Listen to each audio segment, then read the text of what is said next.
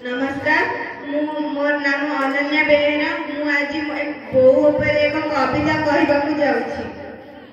बोऊ परी किए से हेब, निद न आसिले सुआई देव, भोक करुथिले खुआई देव, ब्रह्मांडरे जेते सपन आनी मो आखिरे सबु सजाई देव। आखि अली अझट को पूरण करी ता सपन को सबु देउछि सारी, मनरे न रखी दुख पारुछि जेतिकी देउछि सुख। धूली लागिले झाड़ी से दियई, सबु दोष को से देव लुचाई।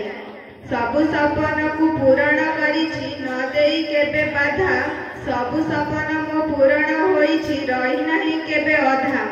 बोऊ परी किए हेब, हजि जाइथिले खोजी आनिब, भांगी जाइथिले गढ़ाई देव, बोऊ परी किए से हेब। भूल बाटरे जीवाकू मना करी देई, ठीक बाटकू से फेराई आनिब। जेते दोष करिछि सते, पणत कानिरे लुचाई रखिछि मते। जमा करी देई मागी आमरी दोष, ताली ढाली देई जाए सबु आशीष।